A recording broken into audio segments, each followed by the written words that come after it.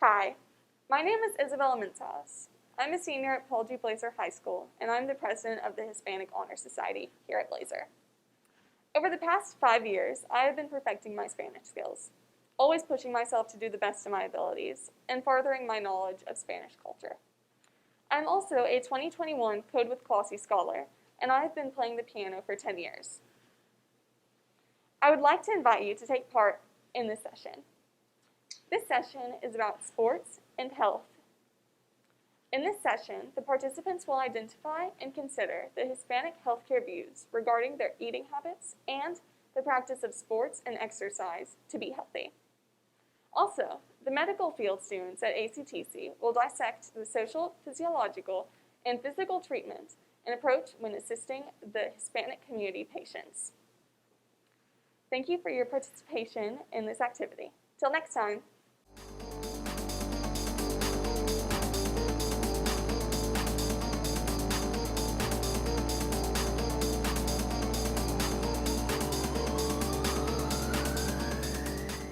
La importancia de los deportes en el mundo hispano. Sport improves social and cultural life because it brings people and communities to get closer and enjoy their practice together. Sports can help overcome differences and foster dialogue, thus helping to break down prejudices, stereotypes, cultural differences, ignorance, intolerance, and discrimination.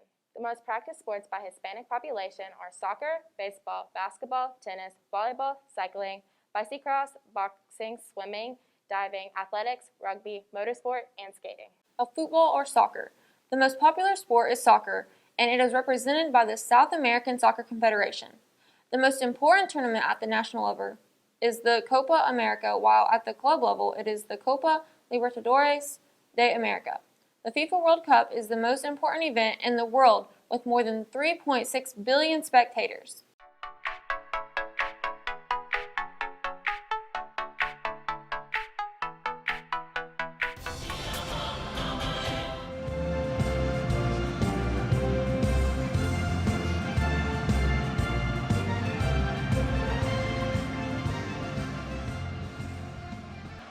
The Spanish are desperate to hear the final whistle. There it is!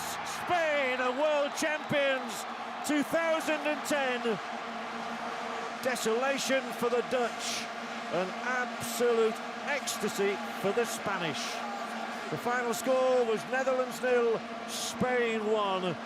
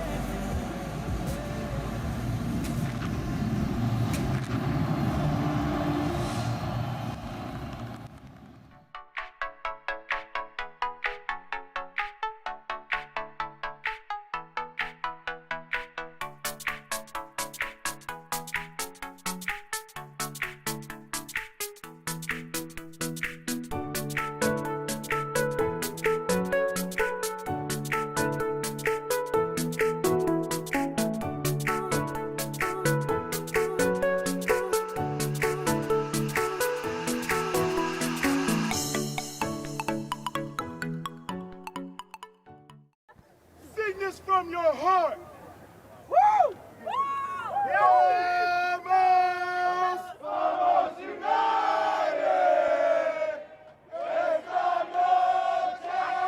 Claro, nosotros como rutina llegamos acá 4 horas antes. As a routine, we get here 4 hours before the match starts. We enjoy ourselves, we socialize with all the other members, and we come together as a family.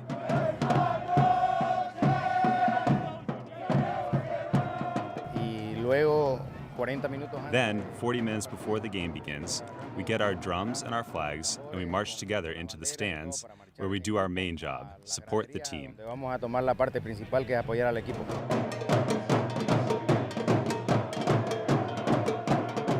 We have South American and Central American roots, and that's kind of the base of our culture in terms of the songs that we sing, the chants that we do, and the family atmosphere that we have. A lot of the other groups are more European or English-based, and we're a little different in that respect. We're a little more disorganized, but we're a little wilder, a little crazier, a little more passionate.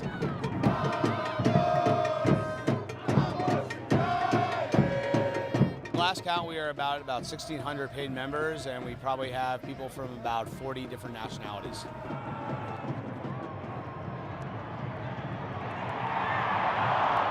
Siempre me ha gustado el fútbol, he participado en la barra en Bolivia. I've always liked football, and I was part of a barra in Bolivia. I created a supporters group here with the traditional name they have in South America, the Barra Brava as the 12th man, in order to teach American fans about football culture. Era sobre todo para enseñarle la cultura del fútbol a la afición americana. La afición americana ahorita. You'll hear American fans chant in Spanish and in English. You will hear Hispanic fans chant in English and in Spanish. And lastly, those who don't speak the language just jump. That's the only thing we ask of them.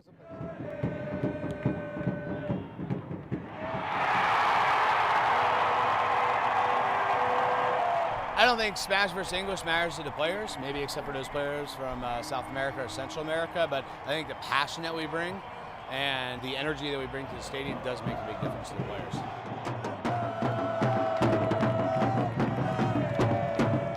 One of the things I love about the Barra is that, especially coming from DC, where kind of political affiliation and status means so much, in the Barra no one cares. It doesn't matter if you're from Bolivia, if you're from Mexico, or you're from the United States, or from Eastern Europe.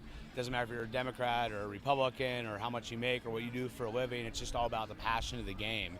And so we, I think, are really embody what the America is all about, and it's a melting of cultures, and it's everyone coming together, making a contribution, and the whole is greater than the sum of the parts.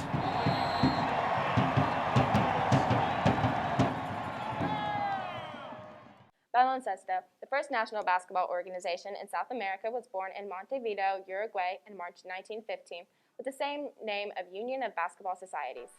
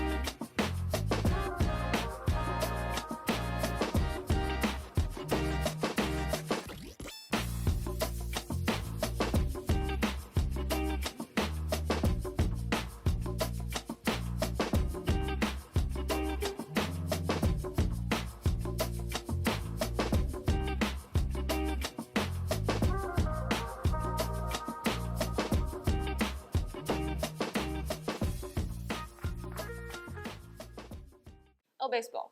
Baseball began in Latin America and Cuba when they formed the Havana Baseball Club in 1868.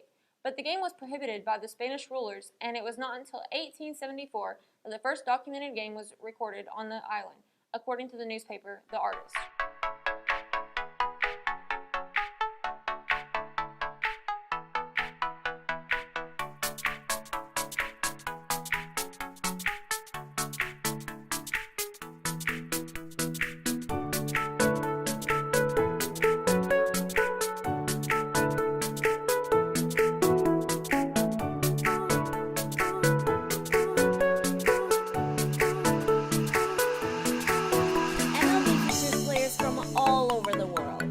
Latinos are changing the game.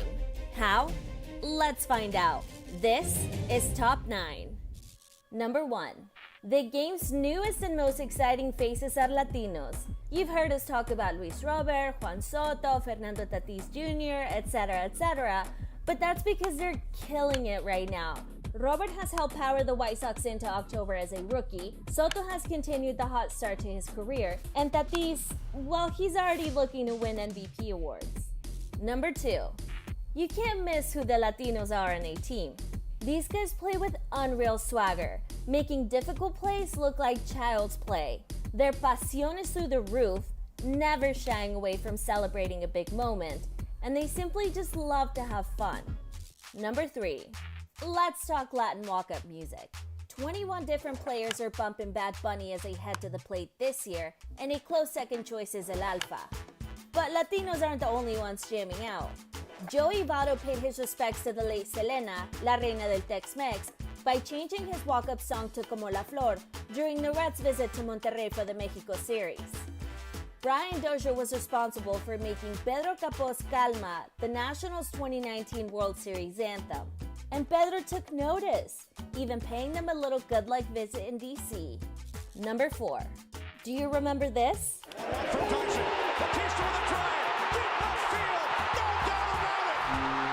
What about this? Ground ball, right side. Cabrera will cut it off. Galarraga covers. He's out. No, he's safe. Both are legendary moments in baseball where Latinos changed the game forever. Armando Galarraga's almost perfect game in 2010 led to the eventual expansion of video review in MLB, and Jose Bautista's 2015 bat flip heard around the world paved the way for the new generation to play the game their way. Number 5. Speaking of leyendas, there are some no doubt future Latino Hall of Famers playing right now. Miguel Cabrera and Albert Pujols have had unreal careers and are breaking milestones left and right. And some other veteran Latinos like Yadier Molina and Robinson Cano could be well on their way to Cooperstown too. Time will tell. But these players' lasting legacies have set the bar for the future generation of Latino superstars. Number 6. Llegaron los Juniors. Vladimir Guerrero and Fernando Tatis are part of the new wave of second-generation players continuing their father's legacies. Just like his dad, Vladdy Jr. started his career with the Canadian team.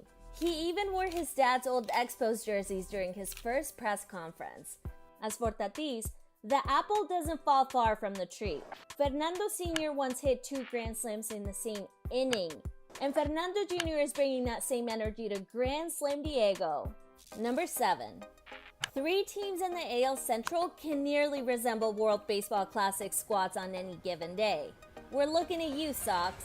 Their usual lineup features up to 7 Latinos, and 4 of them are Cubanos. And not to be outshined, the Indians and Twins are both fueled by Dominican and Venezuelan talent. Number 8.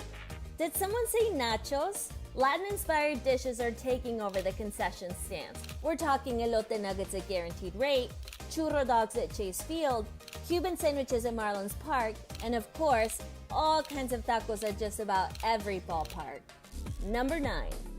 This opening day, 252 Latinos from 9 different countries made Major League rosters.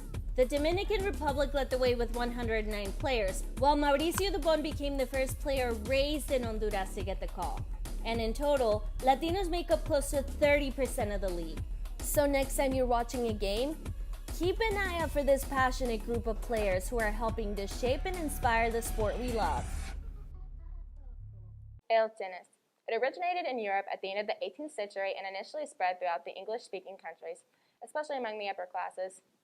Today, tennis has become globalized and practiced mainly in the West. Colombian tennis players Juan Sebastián Cabal and Robert Farah, who have attained 20 subtitles and a duo. And in 2021, these doubles tennis players won the U.S. Open and Wimbledon.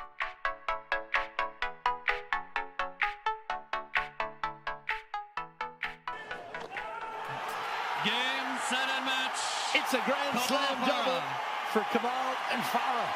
2 sets to love, 6-4. First win within 7-9. now the U.S. Open. What a moment for these two. They'll remember this night, as will all of Colombia.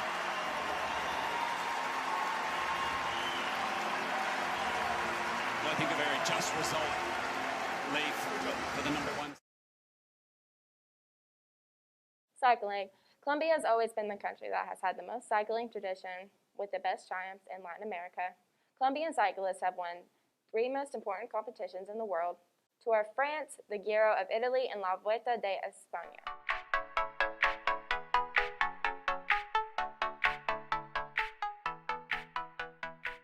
But finally, viva Colombia, viva Egan Bernal, vive le Tour de France. Una nominación pour Egan Bernal. Maillot jaune et ciel, ici de cette 19e étape. Es simplemente increíble.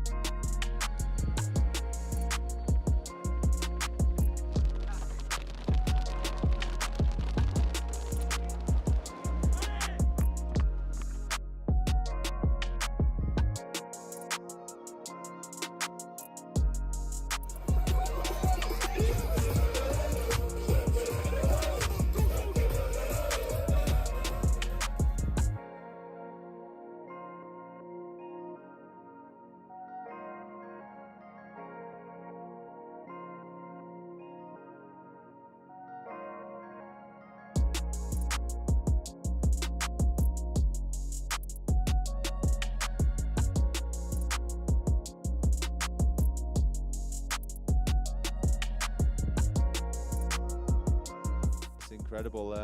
I just said to him, just enjoy it, soak it all up, and don't worry about crying, because all real men cry. Esto es como una droga, esto es como un vicio. Al final ganas el tour y ya estás pensando en el otro tour, en qué viene más, ¿no? Uno como ciclista siempre va a querer un poquito más.